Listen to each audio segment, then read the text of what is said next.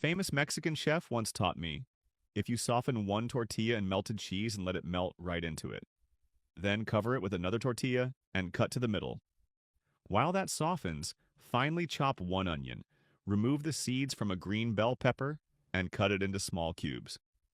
Then sauté them until they smell sweet and slightly smoky. Meanwhile, take this time to like this video and write the name of the city from which you're watching it. And we'll make sure to leave a heart, especially for you. Oh, and thanks for sharing this video. Next, add minced meat so it browns and sizzles. Then, grate a few garlic cloves straight into the pan. Season with salt, black pepper, and sweet paprika. Then pour in tomato sauce. Let it simmer covered for 10 minutes so everything becomes rich and thick. Tear fresh basil leaves in, stir with a spatula, then melt in slices of cheese until it turns creamy. Now spoon the filling onto the tortilla and fold it into a neat packet. Place them in a butter-greased tray. Sprinkle grated mozzarella and bake at 180 degrees Celsius for 10 minutes until bubbly and crisp.